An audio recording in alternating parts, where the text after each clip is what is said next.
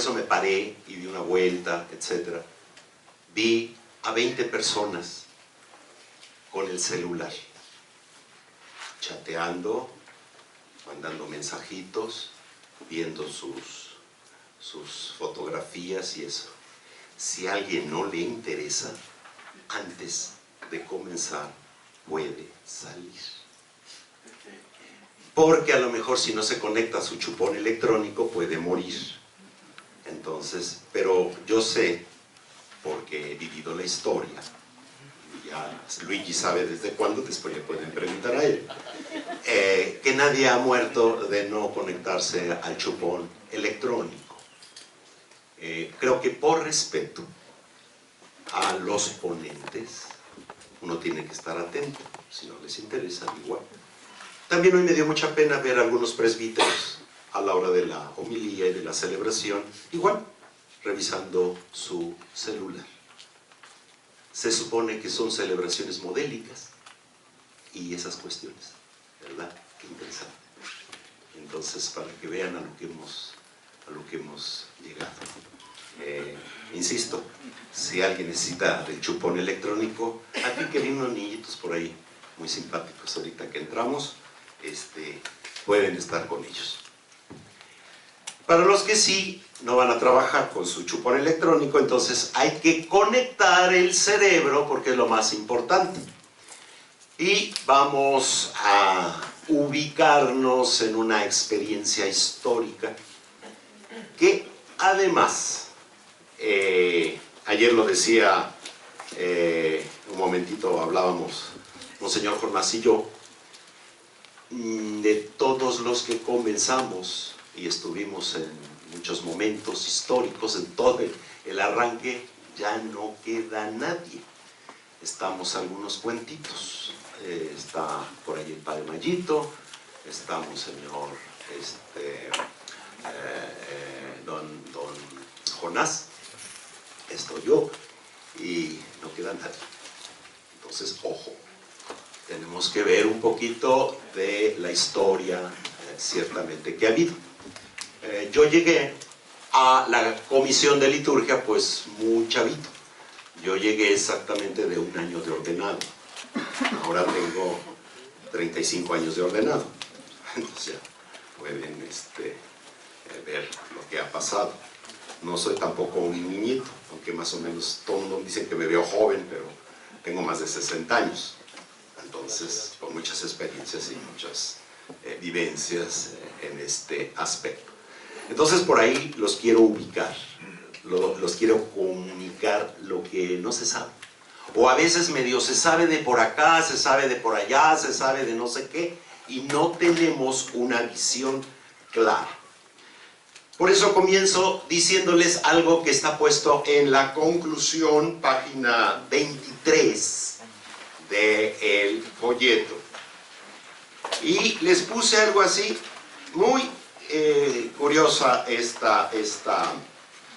este sentido, que simple y llanamente después de hacer un recorrido, esto es como un telegrama. Primero porque me dieron muy poco tiempo, no me explico por qué. Si me están pidiendo 50 años de hablar de la reforma litúrgica en México, me dan 3/4 de hora. Pues no, eso no se puede. O sea, ni cuánto por año. Y todo lo que pasó en cada año. Y ahorita les voy a explicar en qué dinámica utilicé para que sea pedagógico y para que se pueda entender de lo que se trata. Entonces, pues no sé, ahí están las cuestiones muy raras. Pero sí les puedo decir que he querido presentar esta información casi a la manera de un telegrama. No pude hacer una redacción larga, porque esto se considera un telegrama de los aspectos particulares. Pueden subrayar ahí la palabra, el sentido, aspectos particulares. Entonces, de lo que ha significado este periodo histórico en México, con todo lo que implica y todo lo que quiere ser. Para esto, ciertamente, pues me encomiendo a dos santos que están allí puestos en la portada del folleto. gran Juan 23, que seguramente por la acción del Espíritu Santo echó a andar esta nueva situación de iglesia, y también al Papa Pablo VI, al poco conocido, al incomprendido Papa Pablo VI. Pero que si no hubiera sido por él, la reforma litúrgica no se hubiera realizado. Él es el verdadero artífice de la liturgia, de la reforma litúrgica en la iglesia, y lo que empezó a bajar a cada uno de los lugares. Entonces, por eso me encomiendo a estos dos santos varones. Me gustó mucho que hayan puesto en la portada una foto del concilio, los dos santos varones, y si se dan cuenta al centro de esta foto, véanla bien, abajo de la cátedra donde está el Papa, que era a la manera antigua ciertamente, van a ver el libro del Evangeliario. Ahí está puesto el libro del Evangeliario, el que presidió el Concilio Vaticano II. Ese Evangeliario, cada día de Navidad en San Pedro se pone con el mismo mueble y el mismo texto. Se pone la noche de la Navidad para celebrar la Navidad del Señor y la imagen del Niño Jesús. Es ese mismísimo texto, de una manera interesante. Después de que les he dicho entonces que voy a hablar de la historia a nivel de telegrama, pues entonces comenzamos a ver esta historia de la reforma litúrgica en México, lo cual presupongo de alguna forma, de alguna manera,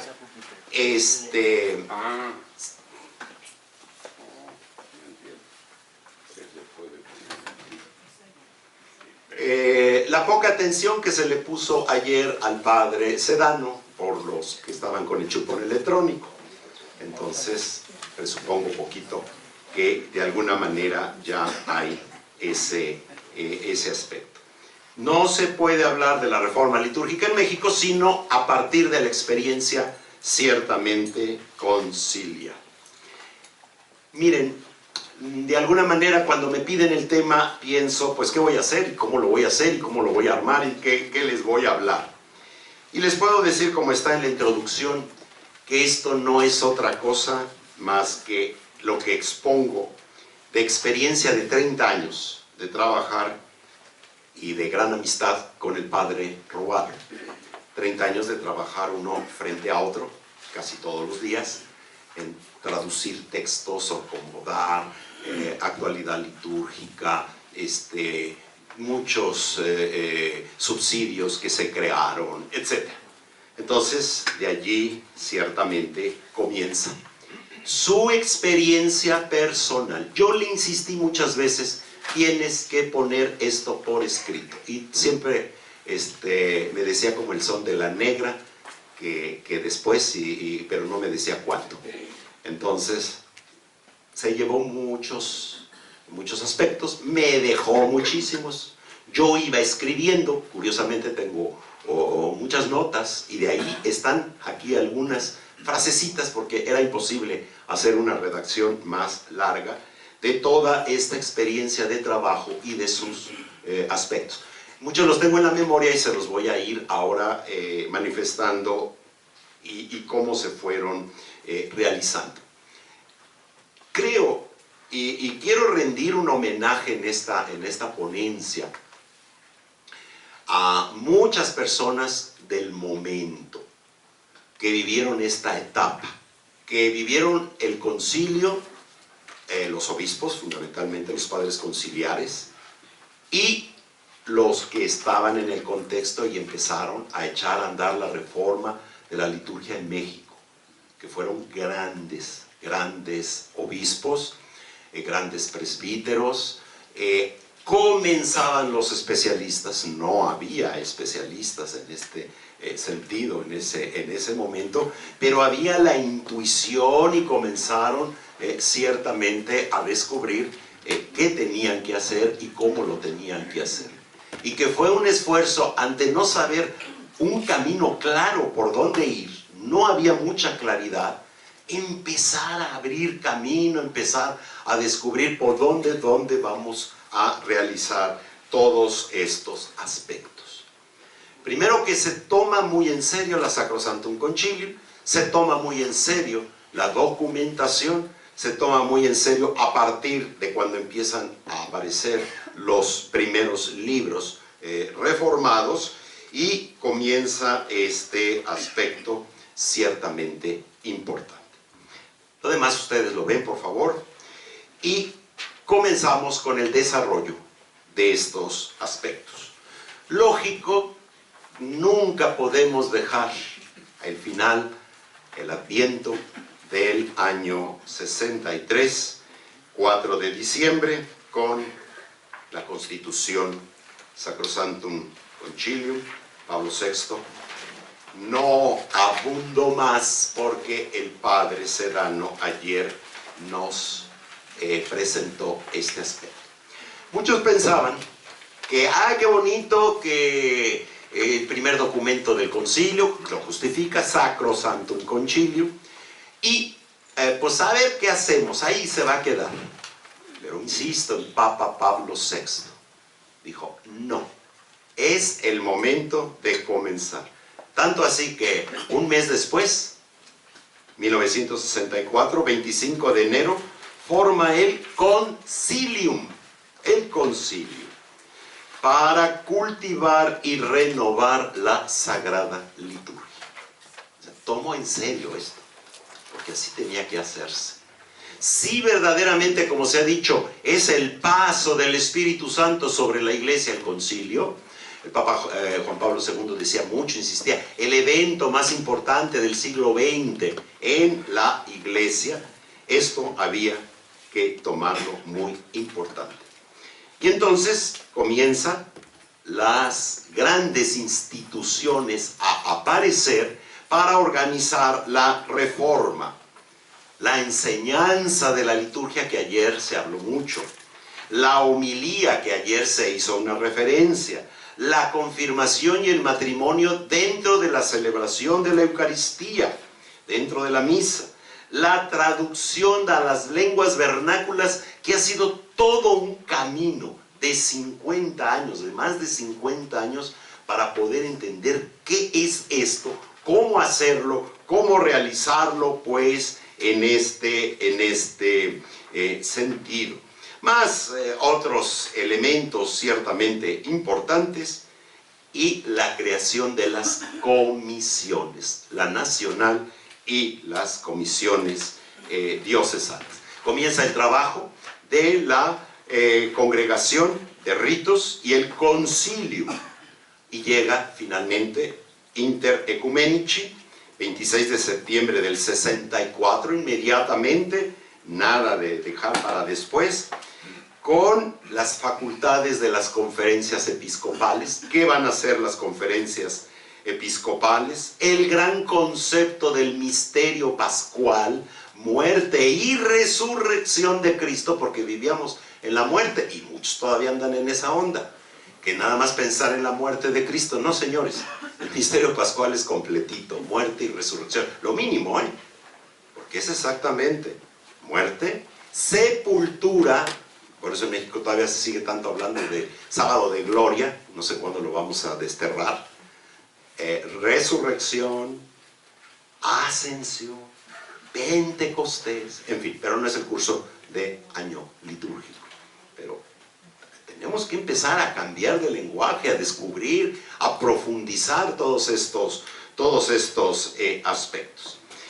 Voy poniendo siempre en cada año lo que pasa en la Santa Sede y lo que pasa en México, que ha sido pues muy interesante también saber cómo en conjunto trabajamos, qué consecuencias tenía en México de lo que iba planteándose en la expresión ciertamente de la patria. Y pues con estos que empezaron a echarle ganas, empezaron a descubrir que había algo importante que realizar. Entonces, se constituye la Conferencia del Episcopado Mexicano, la CEM, y la Comisión Episcopal de Pastoral Litúrgica, Música y Arte, que durante muchos años se le llamó Colimusa. Después, ahora ha pasado a ser, a nivel latinoamericano y a nivel también de la Iglesia Universal, son las CONALIs, la CONALI. Aquí tiene la onda de que la pastoral y que las dimensiones y todo aquello. Pero a nivel de la Iglesia Universal dialogamos con este lenguaje común. Porque a veces por eso también se hacen bolas de que no saben de qué se trata, etc. Algo fundamental que empieza. Los trabajos para la traducción en la lengua vernácula de la misa. Yo era pequeñito cuando ya era acólito para estos años. Y entonces aprendí, claro, a acolitar a la San Pío V. Pero después hubo que empezar a ver un folletito que hasta el día de hoy por ahí debe de existir en sus archivos diocesanos, de las catedrales, etc. El primer folleto que se editó en México, una parte en latín, otra parte en castellano, de las partes que se podían decir en lengua vernácula y las partes que no se podían decir en lengua vernácula. Así comienza la Reforma. Más o menos, por ejemplo, algo que no se podía decir era el canon de la misa. No, eso no. Así como que no entiendan, ni modo, así es la vida. Ah, pero es que ya entendimos las lecturas. Sí, pero el canon no. Y así, todas estas cuestiones empezaron a dar. A mí me llamó la atención, viendo un poquito el archivo y viendo todas estas cuestiones, recordando lo que me decía el padre Robalo, cómo efectivamente era importantísimo el ordinario de la misa. Captaron qué riqueza había en el ordinario de la misa. Tanto así que una vez me contó que en una reunión que hubo en España, ya muy adelante, no en este contexto, cuando estaba la cuestión vino un problema que fue el misal unificado para toda lengua castellana. Decía que en una reunión muy ríspida que hubo, él le dijo a un liturgista, no puedo decir nombres, le dijo a un liturgista español, al padre Robalo, es que tú quieres imponerte y estos textos que no, que quién sabe qué, y así ya sabe. Y el padre Robalo nada más contestó, es que quiero que mi gente entienda, porque el español peninsular no es el español de México, y a veces ni de América Latina. A veces, yo no entiendo a veces qué frases dice el Papa, no le entiendo porque eso argentino, en Argentina sí hablan. Digo, ¿qué querrá decir eso? ¿Quién sabe? Y así somos, y hay que entender esa realidad, y los del otro lado no nos entienden en ese aspecto. Para que vean que no empezó fácil tampoco esta situación de la lengua castellana en México. Empieza la cuestión del canto. Fíjense, algo bueno. En México desde un principio empezaron a descubrir la necesidad del canto, sobre todo el ordinario de la misa.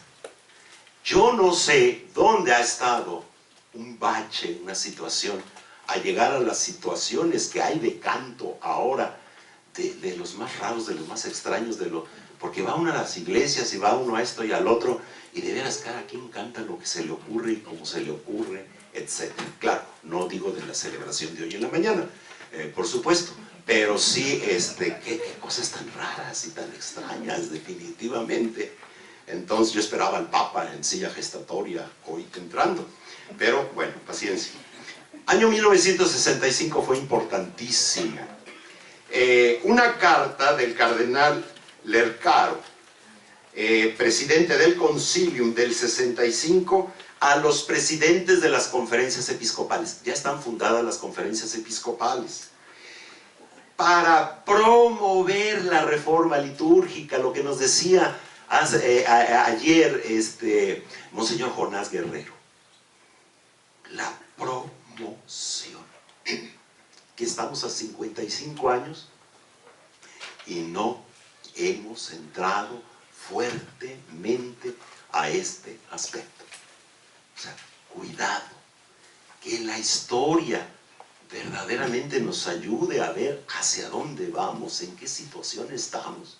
Fíjense, es año 65 y ya hay preocupación en el concilium de decirles, señores presidentes de las conferencias, a ver qué van a hacer.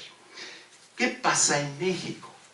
Pues se realiza la primera edición de este ordinario de la misa, del que ya les dije, edición bilingüe, con un imprimatum del arzobispo de México, con un telegramita así sencillito que vino de Roma.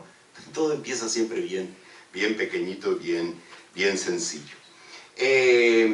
Después empieza también algo importante, el reconocimiento de algunos prefacios ya en español. Era muy curioso. El prefacio era en castellano, pero la plegaria eucarística era en latín. Así se empezó. Y algo muy importante, aquí es donde también quiero que tengamos en cuenta este proceso episcopal que ha tenido la SEM y sus intereses que han tenido desde un principio.